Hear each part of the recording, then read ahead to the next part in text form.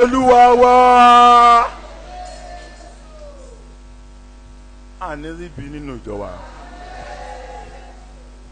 ìbànújẹ́ ó kéré tóbi kò ní wọnú ìjọ wa.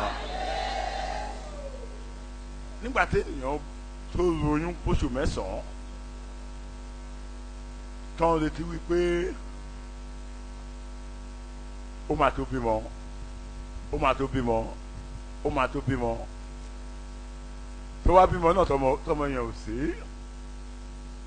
sọ fún Ọlọ́run, ayọ̀ mi sẹ́, ayébàjẹ́ ó gbà lọ́wọ́ mi,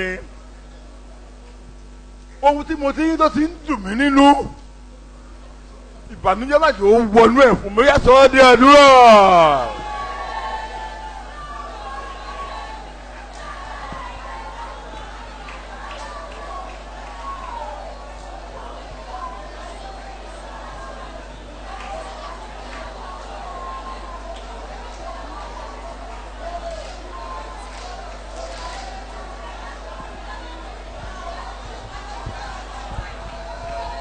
Jésù Olúwa wa, Olúwa jẹ́ kí ayọ̀ mi jẹ́ kó bá mi kalẹ̀.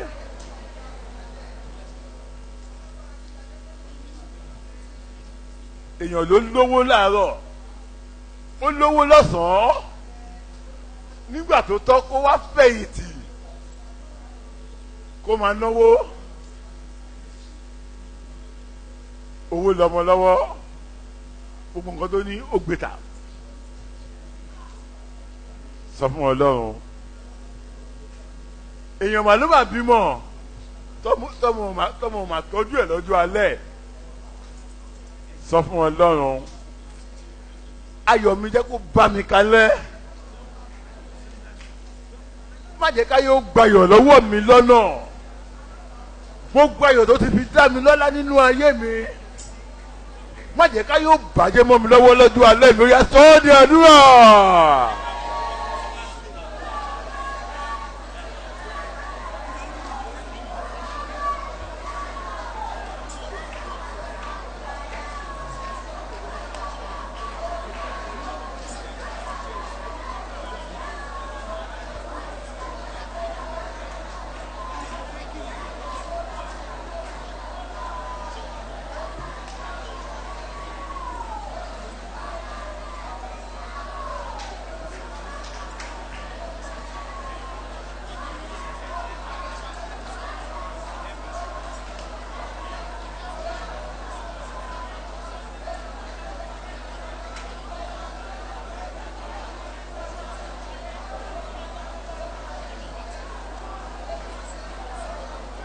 Jésù Olúwa wa,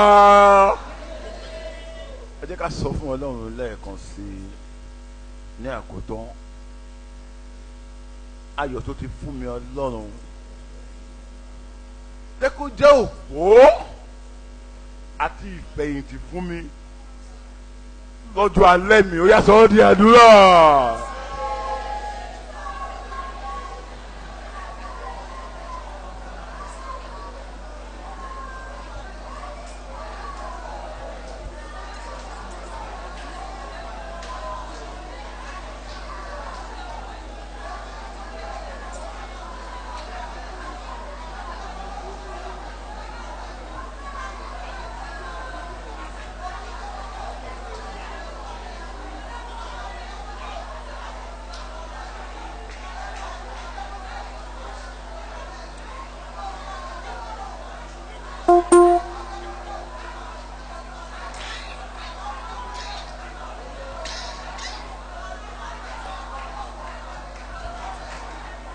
Jésù Olúwa wa, Jésù lórúkọ tó ga jù láyé àti lọ́run. Àwọn áńgẹ́lì wólẹ̀ fún, Èṣù bẹ̀rù ó sá. Àkósáríyànjú ọmọ nígbé ìwọ̀n kò sí. mo mọ̀ dájú pé Jésù kú torí èmi ẹlẹ́ṣẹ̀. Orúkọ Jésù. Àmì yẹn kéré. Orúkọ Jésù. Bàbá, ọmọ, ẹ̀mí mímọ́ o. A tún ti dé lónìí. Àmọ́ pé wá wá. Bẹ́ẹ̀ ṣe ń gbọ́ pé wá lọ́sọ̀ọ̀sẹ̀. Olúwa gbọ́ pé wá. Ọpẹ́ tá a mú wá lọ́jọ́ tòní dẹ́kun ṣe ìtẹ́wọ́gbà. Má jẹ́ ó kú dànù bí èlùbọ́. Má jẹ́ ó rú dànù bí èéfín. Gbọ́ pé ẹnìkọ̀ọ̀kan wá nínú ìjọ yìí. A tún mọ̀ pé wá lọ́jọ́ tòní. Bá ṣe máa mú wá nìyẹn lọ́sọ̀ọ̀sẹ̀. Tó bá tún di ọjọ́ mẹ́jọ àtúnmú wá. Tó bá tún dé tó máa tẹ̀lé àtúnmú wá. Ohun tá a fi ní mọ̀ pé wá má jò wá síwájú wa. Ohun tó máa mú wa tilẹ̀kùn ìjọ yìí. Tí a nílè dúpẹ́ lọ́wọ́ rẹ lọ́sọ̀ọ̀sẹ̀ mọ́. Àbò ohun tó máa mú kí ìjọ yìí kó parẹ́ lórílẹ̀‐èdè àgbáyé. Olúwa má jò ó ṣẹlẹ̀. Gbọ́ pé wá. Gbogbo yìí wá. Bá ṣe mọ̀ pé wá lọ́sọ̀ọ̀sẹ̀ jẹ́ kó ṣe ìtẹ́wọ́gbà. Gbọ́ àdúrà. Olúwa dáríjì wá.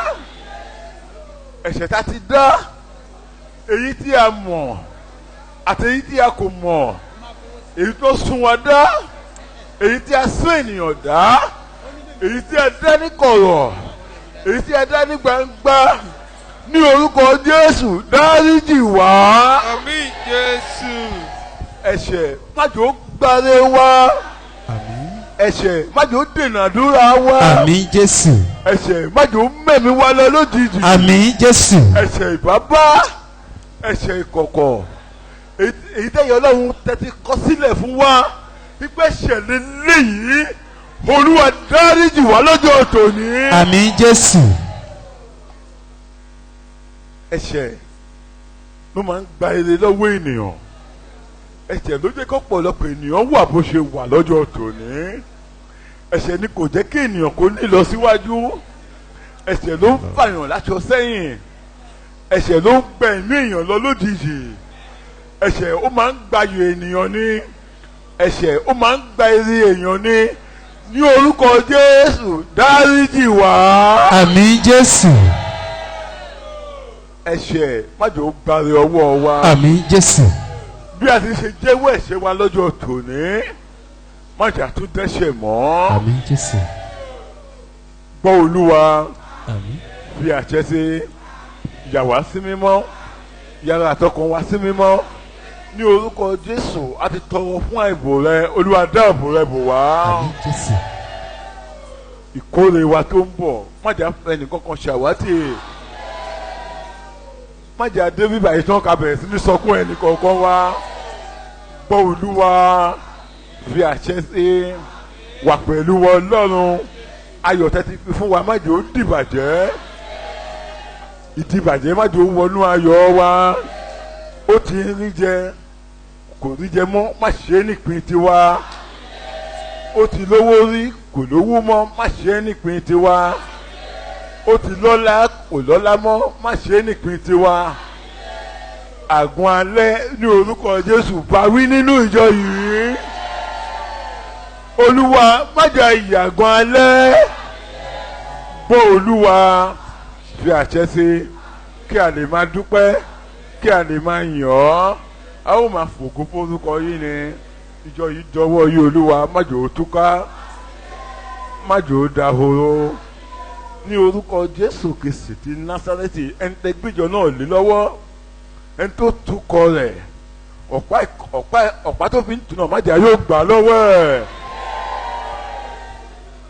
Bó ṣe ń tu ọkọ̀ ìjọ náà tó ń tù tó ń bà èdè àìyedè má jẹ́ ó wọlú ìjọ náà. ẹ̀mí wọn má jò ó já lọ lójijì, má jà fojú sunkún wọn ní ìsìnkò yìí, má jà ó fojú sunkún ẹnì kọ̀ọ̀kan wá. Ìjọ náà jẹ́ kó máa lọ láti ipá dé ipá, jẹ́ kó máa lọ láti ìṣẹ́gun dé ìṣẹ́gun. Gbọ́ àdúrà wa. Ọ̀sẹ̀ tó ń bọ̀ a fi lé yín lọ́wọ́, ẹ̀yin náà bá ṣe èyí tó wọ́n òjò má jẹ́ òpòjọ́ náà jẹ́ fún wa. Àgbàládùúrà ní wákàtí àtọwọ̀ yìí, ọjọ́ náà má jẹ́ ó bàjẹ́. A ti dá ọjọ́ náà jẹ́ kó ṣojú ẹ̀mí náà nìkankan wa. Dáhùn àdúrà gbogbo ìjọ wa, ṣọpẹ́ àṣeyọrí, Olúwa bá wa dè wọ́n mú. Bẹ́ẹ̀ ká máa pa ẹ̀ka sí pọ̀ Olúwa fi àṣẹ sí kí a lè máa dúpẹ́, kí a lè máa yìn Jésù Kristi alágbàwí wa. Ẹ kí hallelujah. Hallelujah.